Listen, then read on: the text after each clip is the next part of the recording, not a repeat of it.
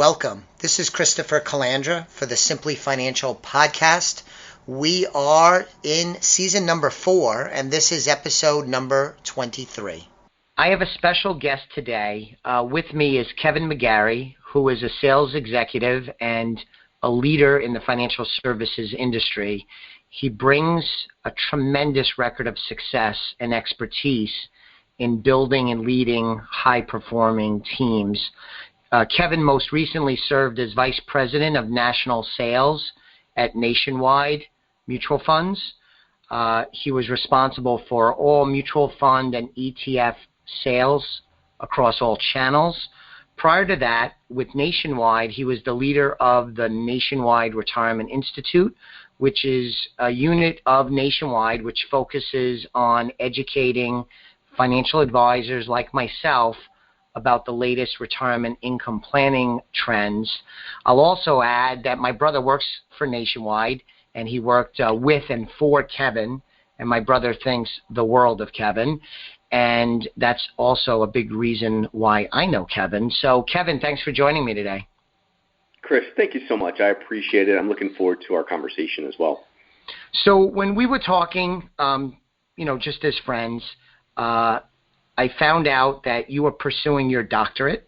I have a bachelor's, and I have my certified financial planning designation, which I'm pretty proud of. That's a difficult designation to get. It's a lot of study and a nasty exam, but pursuing your doctorate seems so unbelievably impressive.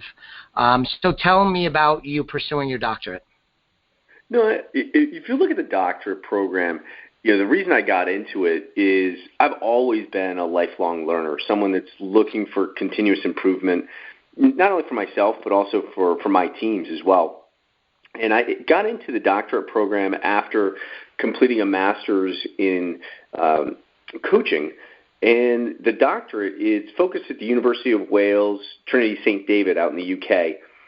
And the doctorate will be in professional practice of coaching and leadership. So it's really I'm now into the thesis, which is really focused on leadership itself.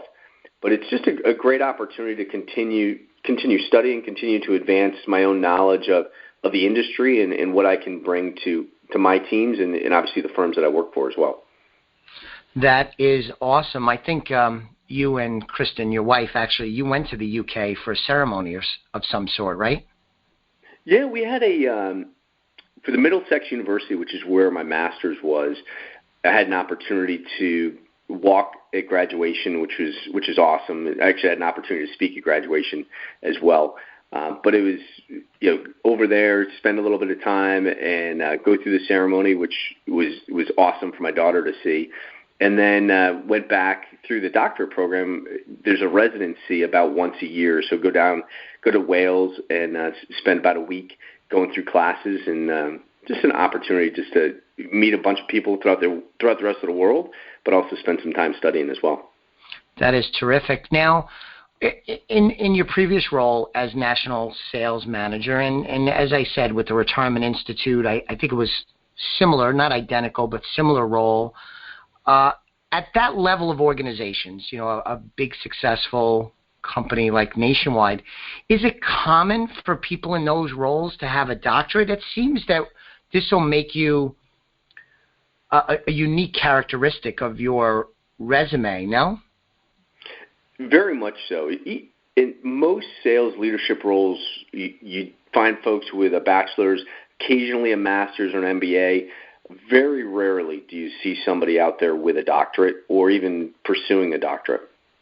It seems to me, having been in the business, Kevin, for 28 years now, and this is just my sense, I haven't put any analytical rigor to it, but it seems like a lot of people that rise to the level of national sales managers, and I'm not saying there's anything wrong with this, it's just that they were very successful as salespeople running territories, and then they climb the ladder, but don't necessarily have the management educational background that you have. It's pretty impressive. I'm impressed. That's why I wanted to have you on the show. I could say that I had a doctor on the show. That's pretty cool. We're almost a doctor. Almost, not yet. When will I have to call you doctor? No, just It's one of those things where you look at this industry. You tend to see leaders kind of emerge as your top salespeople become sales leaders, and then kind of become nationals and move up within organizations. And a lot of times through financial services, there's not the training as far as how to lead, how to manage, how to motivate folks. And I've always looked at through my career, what are the best pieces I could pull away from my prior leaders, or the best and the worst, and how do I emulate the best and change the worst traits that you see. And that's what studying leadership and motivation has really been helpful for me to just become better at what I do, and then bring the best of kind of all industries to my own leadership skills and leadership style. Wonderful, wonderful. One of the key reasons, and you have to admit, right, to all my listeners, I've been after you a while to get on the show, so I finally hooked you in on the schedule, is one of the things I wanted to talk to you about is your doctoral thesis. Can you tell us what your thesis is? Yeah, my thesis, it's focused on the millennial generation. And so each thesis is going to have kind of a question that you're going to answer. And the question that I've kind of created is, how will leadership need to evolve to effectively lead the next generation of millennials within financial services, legal, and accounting industries?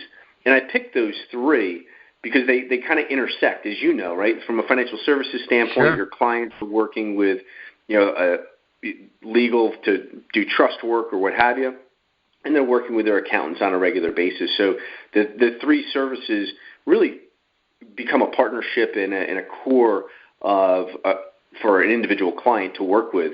And so I'm really trying to understand leadership will change, and how does it need to change effectively to lead that millennial generation? So I think that's terrific, and actually I think in your master's you had studied something relating to why some people are high earners, or the traits of high learners, right? So it's kind of a related topic. What was your master's? I know I'm mucking up exactly what it was, but tell me what your master's was. So my master's thesis was focused on motivation and what motivates top-level sales professionals from mid-level sales professionals, and are the motivators different in way from a sales leader? Can I bifurcate through an interview process or through getting to know someone? Will they potentially be a top performer or a mid-level performer? And then if you have on your team, obviously everyone has a mid-level performer and they've always got top. How do you lead differently to motivate those individuals to make the best opportunity for sales success? So it's tied in. So before we double back to the doctorate, it's fair to say, though, that this topic you just talked about, your doctorate kind of builds upon that work. They seem closely related, no? Most definitely. And it's the motivators of sales professionals. And then from that standpoint, if you look at motivators, the doctorate kind of builds on it to say, okay, well, now as a leader, how do I lead more effectively, not only for mid and top performers, but that next generation of sales professionals and associates as they come into the workforce. So in working on your master's and looking at the motivators, can you give us some of the key ones that you found through the research that also are backed up with your real life experience being in industry? Yeah, definitely. What I found through the research on the thesis is there's four key motivators. The first are financial incentives. The second is a drive to win. The third is aspirational goal setting. And the fourth is consistency. Now, whether you're mid-level or top-level performer, those are the four motivators for each. And the differentiators, so I'll use financial incentives as an example. Financial incentives, money, is from a sales professional, it's a driver, it's a motivator. The difference is, what does money mean to a top performer versus a mid-level performer?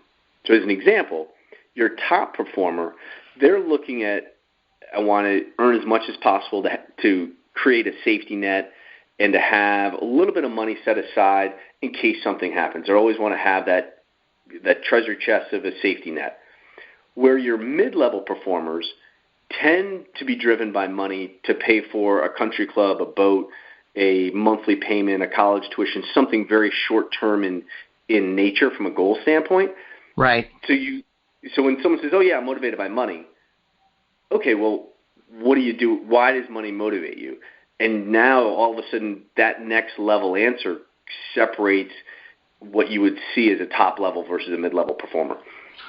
No, that's interesting because we're in the same industry, Kevin, but of course, different parts of it. And my work as a financial planner, I see that what you just described play out a lot. Some people are motivated to build wealth and be smart with money because they may, as an example, have grown up with a lack of money or poverty or with a family that had fallen on hard times. And they're really motivated to build wealth because they never want to be in that vulnerable position again. It's less about having a beautiful car and traveling and the big house, although they may get that stuff, but they're really driven by not wanting to be vulnerable and wanting to have security. And on the other side, and you just spoke about this, is some people are driven to build wealth, to make money, and to win with money because they do want to retire early and they're goal-oriented and they're trying to accomplish things. But they're very different motivators, even though if you just ask a basic question, the two scenarios may sound similar at first glance, but once you probe a little bit and you get them talking, you find out their motivations are very, very different. Yeah, in what you're doing, dealing with individual investors on a day-to-day basis, it's the same as a sales leader working with wholesalers. What's that probing question? How do you uncover just a little bit more insight or information so we can all do a little bit better job of directing goals, incentives, and motivators for whether it's a client to help them achieve their goal or a financial advisor achieving their goals as well. So it seems, looking at your full bio, it seems like as a lifetime learner, you used that term earlier, that this topic has resonated with you a long time. This is not something that you just kind of stumbled on, right? Because what did I see in what's your undergraduate degree in? Finance from UConn. So this is an area, this leadership, this motivation is an interest of yours for a long time. Of all the topics you can select, why does this one of such important interest to you? Part of it is I look at my career and the different leaders that I've had, whether they were, when I was in high school working for an individual whether it was a lifeguard or working at I Can't Believe It's Not Yogurt and having a manager at that point versus getting into a career in the financial services space and having a variety of different direct leaders and leaders of at the senior level. Understanding how different they have been really has, for me, continued to say, how do I learn to be better at leadership? And then the second piece is looking at demographics, right? As an example, today, millennials account for about 35% of the workforce. So there's a fair amount of millennials in the workforce, but by 2025, 75% of the global workforce will be millennials. And if you look at financial services, Goldman Sachs today has about 89% of their workforce are millennials. So it's a group that's coming, and from my experience in my last role and seeing it nationwide, a large number of millennials within the workforce, they tend to act a little bit differently. They have different objectives, and they're coming in with a different level of experience than maybe a Gen X or a baby boomer. And so I've found across the industry, as I've talked to peers, there's been folks that have challenged and really said, how do I lead? How do I drive for better results with the millennial generation and really connect with them effectively to allow them to be their best and to accomplish the goals that they've set out to accomplish? All right. Very good. So with the millennials and with your doctorate, I don't believe you completed your work, right? That's correct. I'm about halfway through the doctorate, which is I've finished all the classwork, and now I'm into and I've gotten approval for my research, and I'm now actually just kind of working through a literature review, which is your first phase of the thesis, kind of understanding what research is out there in market today, and then how can your research add on to existing work that's already been done. So at this point, getting the approval must have included you making some initial assumptions of what you wanted to look at and research. Is that an okay way to look at it? Can you share with us some of your initial assumptions, what you're seeking to solve for? Yeah, I would say the work itself says, all right, to get approval, it comes down to what are the assumptions that I have that I want to solve for, and understanding what else has been put in place from research. The assumptions that I've looked at, and it's through conversations I've had with millennials, with other leaders that are leading millennials, and whether they're a millennial themselves or not. But the initial assumption is that millennials are, to some extent, misunderstood by leaders. Many leaders, they think millennials want to get promoted before they're ready. They don't work hard. They want to come in late. They want to leave early. There's a bigger focus on work-life balance, but more tilted towards life than work. And so, my assumptions coming into this are, how do I take biases or kind of reputation that may be out there on millennials and say, is it the millennial that in how we lead a millennial, or is it the leader in how we show up as a leader? How do we change our own style as leaders to be more effective, and to say, those that work for you don't necessarily need to change to the style or the expectations of a leader? How does a leader change maybe their assumptions or perceptions to be better at connecting with that generation as an entirety, I guess? And so, do you think, you talked about the reputation of millennials. In many circles, millennials have that term has a negative connotation. And I'm a history buff, Kevin, so to a certain extent, this is just normal. Most generations look at younger generations and say, "Oh my goodness, I can't believe the future of the country or the future of the company is in these people's hands." I think that's another version of American apple pie. But it seems to me that it's a little bit more severe with millennials, and maybe I'm wrong just because I'm Gen X, so I'm ahead of the millennials on the generation curve. But it seems to me their reputation is a little more severe, I think, than maybe my generation was judged by the generation ahead of me. You think that's a fair assessment, what I'm saying? Well, I know what you're saying, because I'm a Gen Xer as well. And so I kind of think back to when I entered the workforce, and I think the reputation of the Gen Xer, coming up as a latchkey kid, was, a bunch of slackers, don't really want to work that hard. And you then fast forward to the reputation of millennials, which is, that everyone gets a trophy, don't really work that hard. So you wonder, is it just a dynamic more necessarily of, or less of a generation versus a point in time of a 22-year-old coming into the workforce versus a 35 or a 45 or a 55-year-old in the workforce? And so I think the reputation is probably biased by a lack of understanding the desires and the true work ethic of a generation. Gen Xers is one example, millennials is another.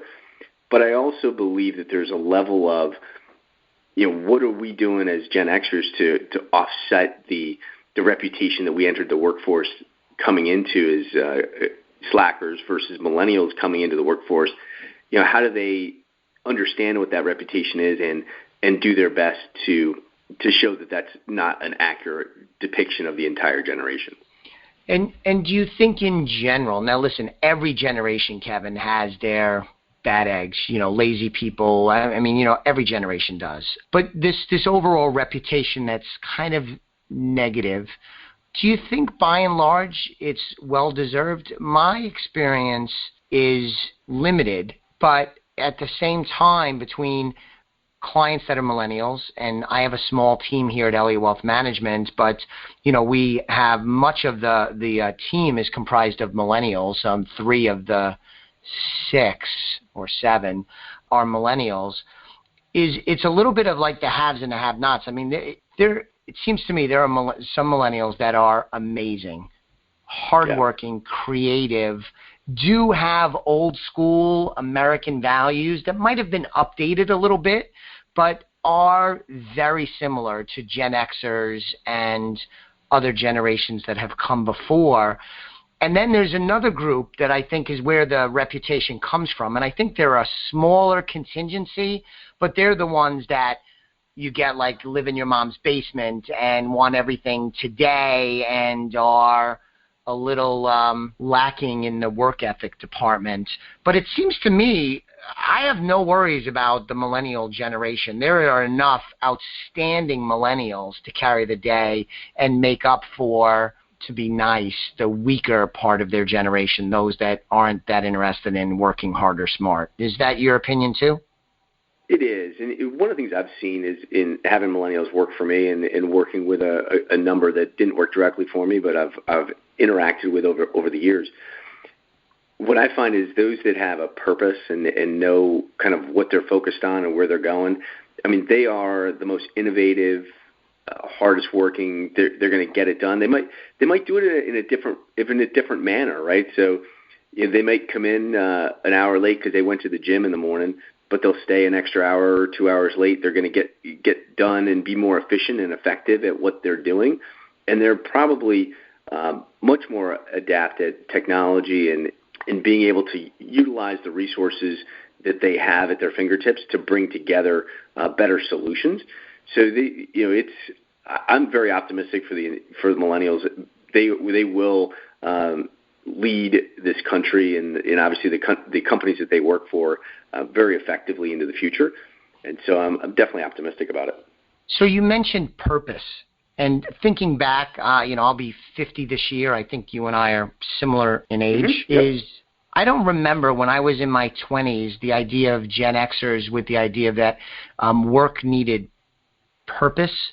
And that's not to say that, me and my friends wanted to do jobs that were wasteful or uninteresting or ran against our values. But purpose seems to be one of those things that has evolved into a more important attribute in hiring, retaining successful employees and team members and partners and clients. So thinking about your thesis and what you've learned, purpose is one of those things that is not unique to millennials, but it's a little bit more special than other generations. Is that a fair assessment? I would agree with that. And as you look at, I think, the Gen Xers in general, it's my own personal experience, I didn't necessarily need a purpose initially, getting into the workforce. But now you look at millennials where, in general, they're looking for more of a purpose-driven organization. They're looking to give back to different causes that are important to them.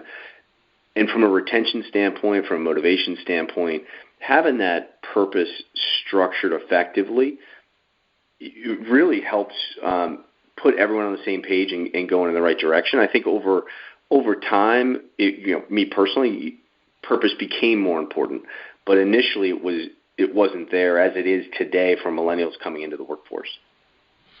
And can you think of other things relative to leadership and millennials that is sort of special? Again, I think every generation has elements of this. That's why I'm trying to find the right term. But can you think of another example that would be worth noting when interacting with millennials because of just something special related to their generation and the world that they grew up in? Yeah. Millennials, in just the research that I've seen, is millennials have grown up with parents and teachers and quote unquote authority figures that they were encouraged to question, and they questioned, why are we doing that, or having a different dialogue in a different relationship with their parents.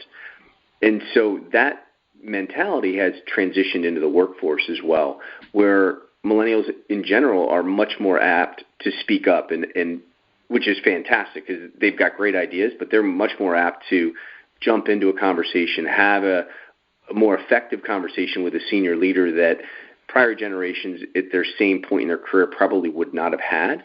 So you get their viewpoint much more effective and earlier within a conversation, and it goes up the ranks of the organization. So that also then comes down to the leaders to say, it's now on me as a leader to explain the why, to make sure that everyone understands why we're doing something and where we're headed, and to be able to be willing to hear the voices of all those across the organization that are now, frankly, more willing and able to give that opinion than maybe prior generations would have at the same point in their careers. Beautiful. That's good. That's really good. Can you point to anything with millennials where you would be a little critical, where you say this characteristic or element to millennials thinking is an area that, as a leader, you would like to see them improve on as they mature into the workforce? And that's not I'm not suggesting they're immature in the workforce, but is there anything you could point to a little critical that you think is an area of improvement for millennials? Of course, we're stereotyping, but we're talking about a huge class of people. But is there anything you could point to? Yeah, the one thing that I would say is there are individuals that have, they're coming into the workforce, the professional workforce, without prior work experience. So many folks that we've seen in my prior organization that were coming in as new employees out of college, were playing sports in high school, played sports in college, which is great, background, or maybe they were doing some sort of activity, and then their first job was the first actual paid job was after college at a major corporation. And so it's just taking the time to understand what the norms are, what your certain expectations of, coming to work, and, how does that work environment work, and just kind of understanding the culture of an organization, obviously still bringing their individuality to work, but also, knowing it may be a first role to take the time and kind of ask the extra questions of what that organization expectations are for folks. So that's good, and you handled that delicately. That was very good. That was very good, Kevin. I think it's good advice. Let me just ask you one thing now. Obviously, I'm not working on my master's or my doctorate, but one of the things I've observed is that millennials are fearless. You could pretty much throw anything at them, and they'll be game to give it a try. Regardless of their experience, their exposure, they seem not to be timid in any way, and that's a blessing and a curse, because if they're not careful, they could get thrown into the deep end and perhaps have some difficulties. But setting that cautionary part to the side for a moment, it's a wonderful, wonderful characteristic. Their appetite to learn, to try, to participate, to get in there, get dirty, get involved. I think that's one of the special, under-discussed parts of the generation that I see.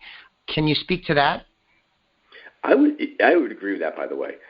The millennial generation grew up with instant access to any question that they had, or instant access to knowledge, where Gen X baby boomers came to work with the knowledge that they had acquired through previous work, through education, and through personal experience.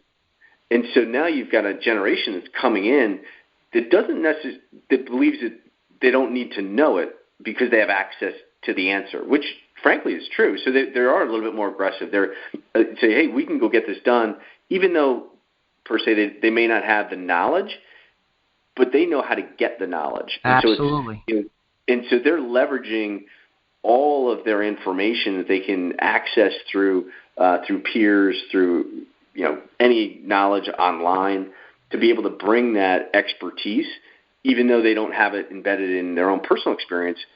It's the first generation that's had access more so than anybody else to. Yeah. No, get that's the good. information And as a leader, I have not led as big of organizations as you have. I'm a small business owner, but I think as a leader, probably regardless of big or small, is it's an advantage as a leader, because there are some times when I'll be like, hey, I'd like to do this. Can you look into that or research it or build it or whatever? And they'll ask me questions, and I could literally say, I don't know. I think it could be done. I have a feeling it could be done, but I can't really tell you how. And they are very game to figure it out. I could tell you, like, the youngest member of my team is 24. When I was his age, and this might be a commentary just on me, but I have a feeling not, is it would be hard for me to be given so little to work off of. It would have been very uncomfortable for me. But for that generation, especially the really outstanding members of that generation, they relish that and they feed off that. And that's wonderful as a leader, because it opens up lots of possibilities for creativity and improved efficiencies. You could do a lot with that if you embrace that powerful characteristic. You got to rein it in sometimes. You got to be a little careful, but it's a good thing for leaders. Well, and that's really where kind of the background and the backdrop behind the thesis that I'm working on, because the research I'll have will be interviewing a number of millennials, doing surveys, sitting down with leaders, through their individual conversations with millennials to understand, how does leadership change, right? Because it's going to be important that as leaders, myself and others, evolve to say, how do you take advantage of exactly what we've been talking about and lead more effectively, to say you don't need to give them everything. You can give them the goalpost, and they'll figure out how to get there and beyond in a more effective way than you or I could have thought possible. And so how do you change that leadership to get them there? Yeah, that's terrific. That's terrific. Kevin, our time flew by here. It went as even faster than I thought, because it's such a good discussion. Anything that you wanted to cover that we didn't kind of get to related to your doctoral thesis, leadership, millennials? Anything else you wanted to touch on? Anything you were really hoping we talked about? Yeah, we had a great conversation. I think I touched on, there's so much around leadership and the history of where leaders started and how leadership has evolved. A lot of that, I'm looking forward to kind of doing that research in the thesis and getting more in depth. But for our conversation and really just digging into the topic itself, I think we were able to cover everything. I appreciate it, and I appreciate you reaching out and having the conversation as well. That's awesome. Yes, I'm glad I hunted you down. I just wanted to thank you for taking the time, listeners. I'll be back with you on the next episode of the Simply Financial Podcast very soon. In the meantime, go to the website, elliottwealth.com, get more information about me, the rest of the team, how we help our clients win with money. And, of course, at this stage of the podcast, I always ask for you to subscribe if you haven't already. Recommend it to a friend. We would like to build our listener base, I should say. So if you could do me a favor with that, it would be great. Thanks again. I'll be back with you very soon. The views expressed are not necessarily the opinion of SagePoint Financial Incorporated and should not be construed directly or indirectly as an offer to buy or sell any securities mentioned herein. Investing is subject to risks, including loss of principal invested. Past performance is not a guarantee of future results. No strategy can assure a profit nor protect against loss. Please note that individual situations can vary. Therefore, the information should be relied upon when coordinated with individual professional advice. Please note, the information being provided is strictly as a courtesy. When you link to any of the websites provided here, you are leaving this website. We make no representation as to the completeness or accuracy of the information provided at these websites, nor is the company liable for any direct or indirect technical or system issues or any consequences arising out of your access to your use of third-party technologies, websites, information, and programs made available through this website. When you access one of these websites, you are leaving our website and assume total responsibility and risk for your use of the websites you are linking to. Securities and advisory services are offered through SagePoint Financial Incorporated, member FINRA SIPC. Insurance services offered through Elliott Wealth Management, LLC, not affiliated with SagePoint Financial.